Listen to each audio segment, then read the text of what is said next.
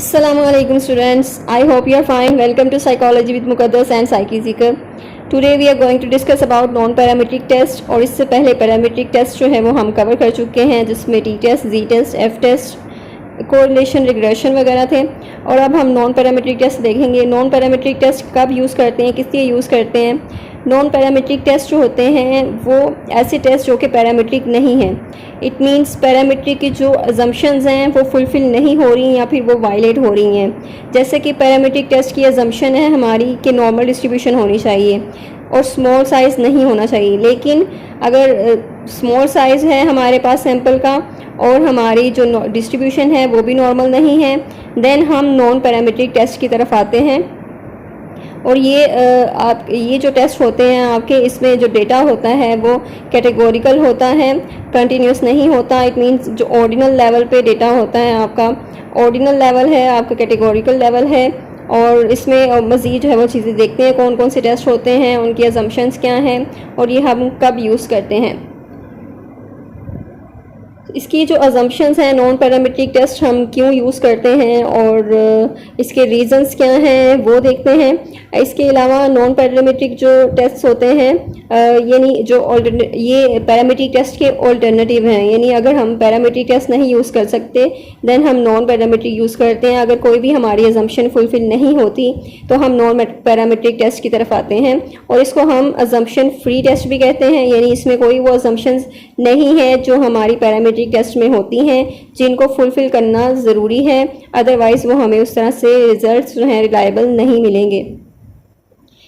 यहाँ पर कुछ रीज़न्स हैं कि हम नॉन पैरामीट्रिक टेस्ट की तरफ क्यों आते हैं। फर्स्ट ऑफ ऑल, जो डेटा है that do not meet the assumption, यानी आपकी जो अजम्पशंस हैं वो फुलफिल नहीं हो रही, वो मीट नहीं हो रही, बल्कि वो वायलेट हो रही हैं। पॉपुलेशन सैंपल साइज जो है वो बहुत ज़्यादा स्मॉल है और एनालाइज डेटा जो है वो आपका ऑर्डिनल और नॉमिनल पे है, यानी ऑर्डिनल और नॉमिनल स्केल पे है, जिसमें एक ऑर्डर होता है, नॉमिनल यानी कि नेम्स या कैटेगरीज होती हैं।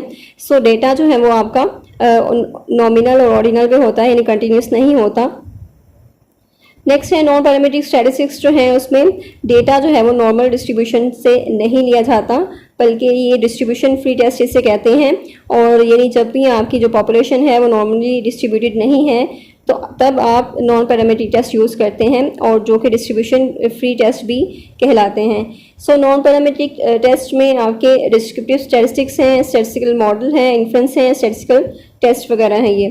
मॉडल स्ट्रक्चर जो है नॉन पैरामीट्रिक मॉडल जो है वो इज़ नॉट स्पेसिफाइड, बट ये डिटर्मिन है फ्रॉम द डेटा, यानी जो आपका डेटा होगा वैसे ही इसकी जो है वो स्पेसिफिकेशन होगी।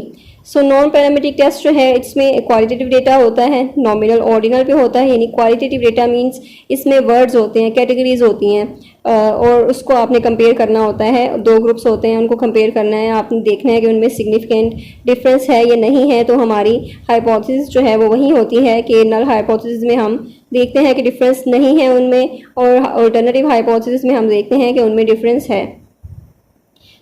यहाँ पर क्वालिटेटिव डेटा यूज़ किया जाता है, यानी नॉमिनल और ऑर्डिनल डेटा यूज़ होता है नॉन पैरामीट्रिक टेस्ट में।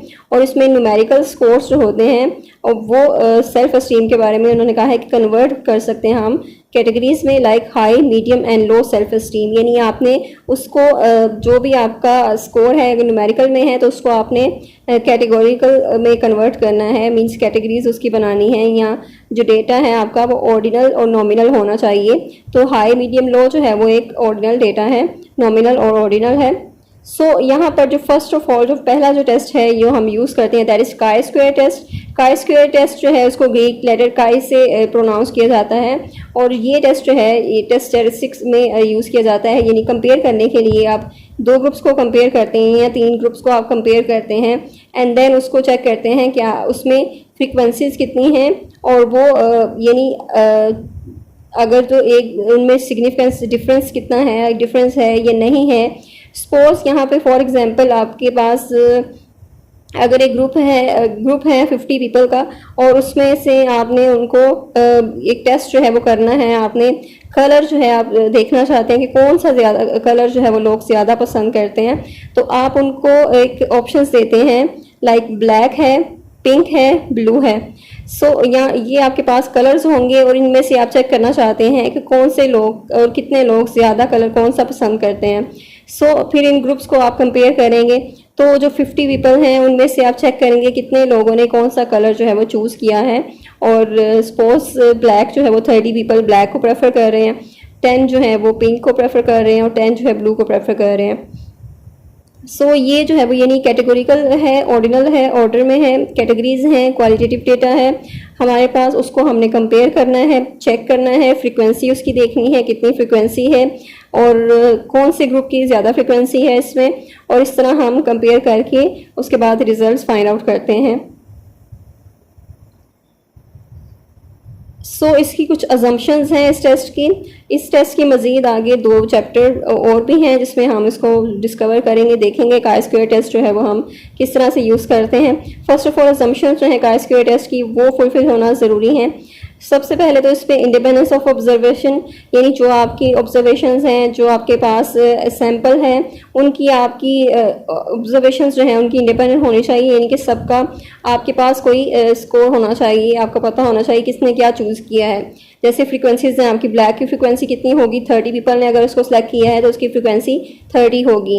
यहाँ पर सबकी जो है वो ऑब्जर्वेशन इंडिपेंडेंट होनी चाहिए, सबने सेलेक्ट करना ज़रूरी है सबका, और किसी जो कोई भी जो सैंपल में आपका पार्टिसिपेंट है उसको लीव ना करे, यानी उसको ब्लैंक नहीं छोड़ना, उसने अपनी ऑब्जर्वेशन जो है आपने उसकी इंक्लूड करनी है, ताकि आपका जो सैंपल है वो उसकी सारे सैंपल की आपने स्टडी करनी है, दैट आपके सैंपल से आप जो रिजल्ट फाइंड आउट करते हैं उसको आप फिर पॉपुलेशन पे देख सकें कि पॉपुलेशन जो है उसमें यानी जो हमारी हाइपोथेसिस जो होती है पॉपुलेशन के बारे में होती है। यहाँ से हम सैंपल को स्टडी करते हुए पॉपुलेशन के बारे में एक अजम्पशन बनाते हैं। और नेक्स्ट है हमारे साइज़ ऑफ एक्सपेक्टेड फ्रिक्वेंसीज, यानी जो आपका जो साइज़ है एक्सपेक्टेड फ्रिक्वेंसी का वो कितना होना चाहिए। तो काई स्क्वायर टेस्ट जो है वो तभी परफॉर्म कर सकते हैं जब उसके फ्रिक्वेंसी एक्सपेक्टेड फ्रिक्वेंसी जो है वो 5 होनी चाहिए और या फिर मोर देन 5, लेकिन अगर वो 5 से कम है तो इसको परफॉर्म नहीं कर सकते आप, यानी 5 उसकी एक्सपेक्टेड फ्रिक्वेंसी होनी चाहिए, 5 से ज़्यादा होनी चाहिए। और यहाँ पर जो है काई स्क्वायर टेस्ट जो है वो डिस्टॉर्ट हो सकता है अगर उसकी फ्रिक्वेंसी एक्सपेक्टेड फ्रिक्वेंसी जो है वो बहुत स्मॉल है, यानी आपने कितनी एक्सपेक्टेशन रखी थी, कितने मतलब एक्सपेक्टेशन क्या थी आपकी, क्या फ्रिक्वेंसी आएगी, अगर वो बहुत स्मॉल है तो यहाँ पर जो काई स्क्वायर टेस्ट जो है वो परफॉर्म नहीं करना चाहिए। और ये आप मज़ीद देखेंगे फ्रिक्वेंसी को किस तरह से आप करते हैं, फार्मूला है इसका, एक्सपेक्टेड फ्रिक्वेंसी को आप किस तरह से फाइंड आउट करते हैं, और आपकी ऑब्जर्व फ्रिक्वेंसी जो होती है, यानी आपने ऑब्जर्व किया कि इतनी फ्रिक्वेंसी है। जैसे हमने एग्जांपल देखी है कि अगर 30 people like the black colour most, तो आपकी जो ऑब्जर्वेशन है यानी आपकी जो फ्रिक्वेंसी है ब्लैक पर वो 30 है। इस तरह काई स्क्वायर स्टैटिस्टिक्स जो है इसमें 2 टेस्ट होते हैं, 2 टेस्ट और भी इन्वॉल्व हैं जिसमें हम इसमें टेस्ट करते हैं गुडनेस ऑफ फिट, यानी कि कितना वो फिट है टेस्ट, और काई स्क्वायर टेस्ट फॉर इंडिपेंडेंस। तो ये इसको हम मजीद देखेंगे कि ये कौन से टेस्ट हैं फर्दर लेक्चर्स में। I hope I made it clear. If you have any confusion you can ask in comment section and don't forget to follow this channel and also the Psyche Seeker, उसका link आपको description में मिल जाएगा। And don't forget to share this video with other students. Thank you so much. अपना बहुत सा ख्याल रखें, दुआओं में याद रखें। अल्लाह हाफिज़।